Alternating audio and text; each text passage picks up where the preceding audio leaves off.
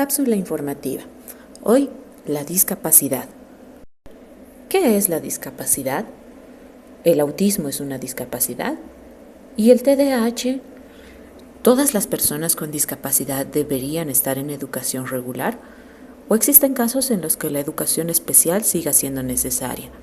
Si alguna vez te has hecho alguna de estas preguntas, presta atención porque este video te puede servir.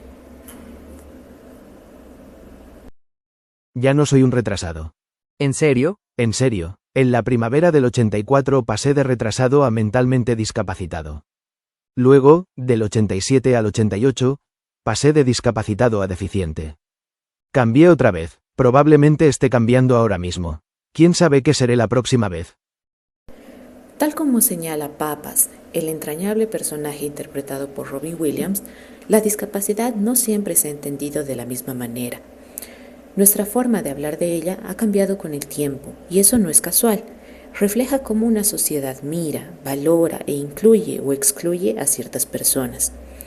Durante muchos años se usaron términos como minusválidos o discapacitados. Hoy los rechazamos totalmente porque son nominaciones peyorativas que reducen a la persona a una supuesta carencia y niegan sus capacidades, su identidad y su valor social. Más adelante aparecieron expresiones como personas con capacidades diferentes o capacidades especiales, y aunque parecían más amables, hoy también se cuestionan porque funcionan como eufemismos, suavizan el lenguaje pero ocultan la discapacidad, las barreras reales y las necesidades de apoyo que muchas personas enfrentan. Por eso, actualmente, la forma correcta es decir persona con discapacidad. Este término antepone el reconocimiento de la dignidad humana y nombra la discapacidad sin negarla. Y siempre que sea posible, simplemente usemos sus nombres. ¿Cómo se ha entendido la discapacidad a lo largo de la historia? Existen al menos 3 grandes modelos que nos ayudan a comprender cómo ha evolucionado esta mirada. Modelo de prescindencia. Durante la antigüedad predominó la idea de que las personas con discapacidad eran el resultado de un castigo divino, una desgracia o una vergüenza social. Se pensaba que no podían aportar a la sociedad. En muchos casos, esto derivó en abandono, exclusión extrema o incluso la muerte. Con el tiempo y bajo la influencia de nuevas perspectivas de las religiones como el cristianismo, comenzó a reconocerse la dignidad humana de estas personas. Sin embargo, este reconocimiento era muy limitado. Las personas con discapacidad eran acogidas para evitar su abandono, pero se las seguía considerando frágiles, defectuosas e incapaces de participar activamente en la sociedad. Aún así, figuras como Fray Pedro Ponce de León, pionero en la educación de niños sordos, empezaron a cuestionar estos estereotipos y a demostrar que las personas con discapacidad podían aprender y desarrollarse. Modelo médico rehabilitador. Con el avance de la medicina, la química y la psiquiatría, surge el modelo médico. Aquí la discapacidad se entiende como un déficit individual, una anormalidad que debía corregirse o curarse. Este modelo, aunque hoy está conceptualmente superado, sigue muy presente en el pensamiento social y educativo.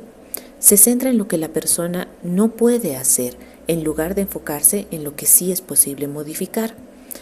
En educación, este enfoque puede generar bajas expectativas, frustración docente y la sensación de que el esfuerzo no tiene sentido. Modelo social y de derechos. Frente a estas miradas, las propias personas con discapacidad comenzaron a organizarse y a exigir sus derechos. Este proceso dio lugar a hitos importantes, como la Declaración de los Derechos de las Personas con Discapacidad en 1975, la Declaración del Año Internacional de las Personas con Discapacidad en 1981, el nombramiento del Día Internacional de la Discapacidad el 3 de diciembre de 1992 y la creación de la Convención sobre los Derechos de las Personas con Discapacidad en el 2006. Hoy, esta convención, junto a la Organización Mundial de la Salud, define a la discapacidad como la interacción entre las deficiencias físicas, mentales, intelectuales o sensoriales a largo plazo de una persona y las barreras del entorno que pueden impedir su participación plena y efectiva en la sociedad en igualdad de condiciones. Esta definición nos dice algo clave. La discapacidad no es solo una condición individual, sino el resultado de una interacción con el entorno. Un ejemplo sencillo. Imaginemos a dos personas con discapacidad visual, con el mismo diagnóstico y desde la misma edad. La primera vive en un entorno sin señalizaciones, sin materiales en braille, sin adaptaciones auditivas. Por tanto, le cuesta estudiar, trabajar, movilizarse y acceder a la información. La segunda cuenta con apoyos, accesibilidad y ajustes razonables.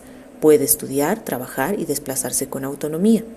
La diferencia no está en el cuerpo, está en el entorno. ¿Cómo se entiende esto en Bolivia? En el contexto boliviano, la discapacidad no se determina solamente por el diagnóstico de una condición, sino por el impacto funcional en la vida diaria. Por eso, una persona puede acudir a instituciones como el CEDES, donde un equipo multidisciplinario evaluará su nivel de autonomía, su comunicación, el funcionamiento social, su desempeño educativo o laboral y la necesidad de apoyos permanentes para determinar si cuenta con algún grado de discapacidad. Entonces, ¿el autismo es una discapacidad? No necesariamente. El diagnóstico por sí solo no define la discapacidad, también depende del impacto funcional.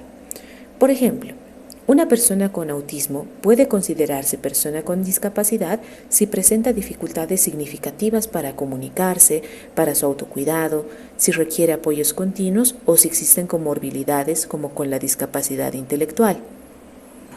Otras personas con autismo pueden estudiar, trabajar y vivir de manera autónoma sin necesitar apoyos significativos y no reconocerse como personas con discapacidad. ¿Y el TDAH es una discapacidad? 3/4 de lo mismo. La determinación de la discapacidad no depende de la condición, sino del impacto funcional. Neurodiversidad, un debate actual. Desde el modelo social surge el concepto de neurodiversidad, propuesto por la socióloga australiana Judy Singer.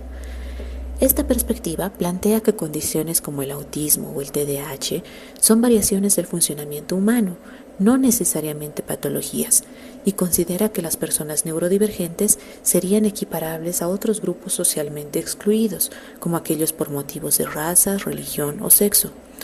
Algunos sectores del movimiento neurodivergente sostienen que los principales problemas no son médicos, sino sociales y culturales, y cuestionan prácticas orientadas exclusivamente a normalizar a las personas. ¿Dónde está el debate? Otras personas critican esta postura, señalando que puede invisibilizar a niños y niñas que sí requieren apoyos terapéuticos importantes y que solamente trabajaría con y por adultos funcionales. Hoy, estas miradas coinciden en un punto intermedio. Las intervenciones deben respetar la identidad, la autonomía y el desarrollo de cada niño o niña sin negar los apoyos que puedan necesitar. Entonces, ¿las terapias son buenas o malas? Las terapias como derecho, no como imposición normalizadora. Las terapias para personas con discapacidad son positivas, necesarias y un derecho. Permiten desarrollar potencialidades, fortalecer la autonomía, mejorar la comunicación, el bienestar y la participación en la vida social, educativa y comunitaria. Acceder a servicios terapéuticos de calidad, oportunos y respetuosos no es un privilegio, es un derecho fundamental que debe ser garantizado por el Estado y la sociedad. El problema no son las terapias.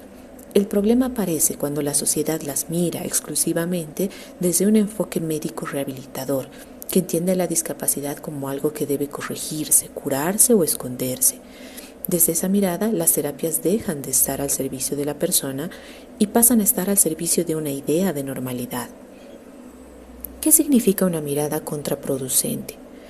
Cuando se adopta un enfoque médico rehabilitador rígido, se espera que la persona se comporte como las demás, aprenda al mismo ritmo que el resto, se comunique de una sola forma válida, oculte conductas que incomodan al entorno. En ese contexto, las terapias pueden convertirse en una exigencia constante para arreglar a la persona en lugar de acompañarla. Esto tiene consecuencias negativas.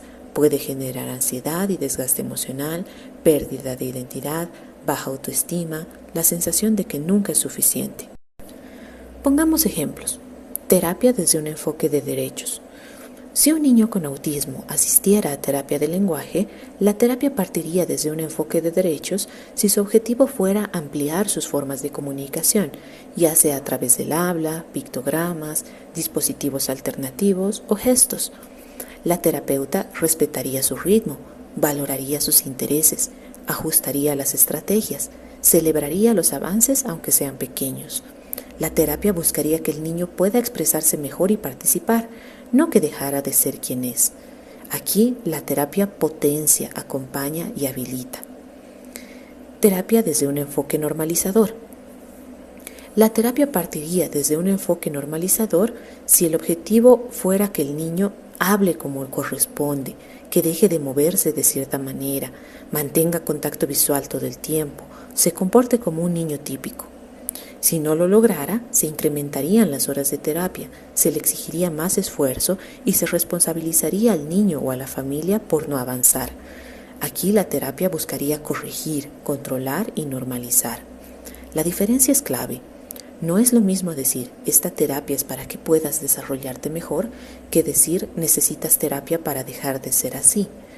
Las terapias deben estar al servicio de la persona, no de la tranquilidad del entorno ni de los estándares sociales de normalidad. Educación inclusiva o educación especial. Esta discusión tampoco se resuelve en blanco o negro. Existen modelos de inclusión plena donde todos los estudiantes asisten a escuelas regulares. También existen críticas que advierten que, sin apoyos suficientes, esto puede afectar la calidad educativa. La evidencia muestra resultados heterogéneos. Hay mejoras académicas en contextos inclusivos bien implementados, pero también hay retrocesos cuando la inclusión se hace sin recursos, sin formación docente y sin apoyos especializados. Hay factores clave que muchas veces no se analizan, por ejemplo, la cantidad de estudiantes por aula, la formación del personal, las estrategias inclusivas reales, el apoyo familiar y comunitario, los recursos y la infraestructura. Por eso, no es lógico afirmar que la educación inclusiva sea siempre lo mejor. Tampoco es lógico afirmar que la educación especial sea siempre lo mejor. Lo más responsable es analizar cada caso y fortalecer nuestras prácticas educativas.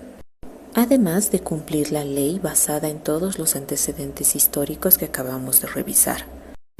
Por ejemplo, muchas personas con discapacidad y estudiantes que requieren apoyos educativos, como aquellos con diagnósticos de TDAH o dificultades específicas del aprendizaje, a menudo enfrentan bajas expectativas por parte de los docentes, incluso si tienen la capacidad académica esperada.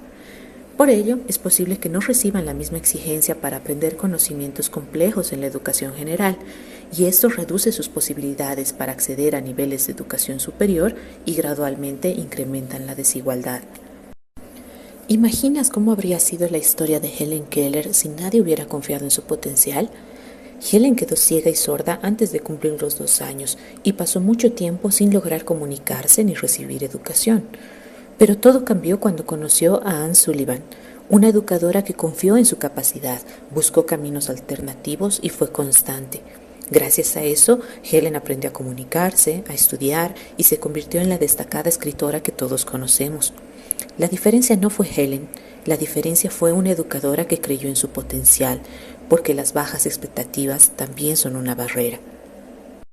Ahora bien, el verdadero desafío es cómo transformar los discursos políticos y sociales sobre inclusión en prácticas pedagógicas concretas dentro de nuestra realidad educativa.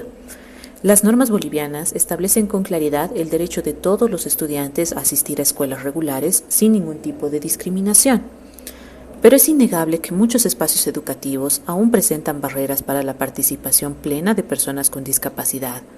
Existen limitaciones en infraestructura, recursos, problemas con la cantidad de estudiantes por aula, sobrecarga administrativa en los docentes y exigencias curriculares que los maestros deben cumplir. Estas dificultades interpelan principalmente al Estado y a los sistemas educativos porque son responsables de garantizar la accesibilidad, los apoyos, servicios de salud y acompañamientos oportunos. El acceso a la educación inclusiva no puede quedar supeditado a la disponibilidad de recursos individuales, al compromiso familiar ni al esfuerzo extraordinario del docente. Al mismo tiempo, Es necesario pensar estrategias pedagógicas posibles que permitan a los docentes sostener su vocación, mantenerse motivados y disminuir la sobreexigencia que a veces cae en sus hombros, sin renunciar al derecho de los estudiantes a aprender y participar. ¿Cómo lo hacemos? Ese es material para otro video.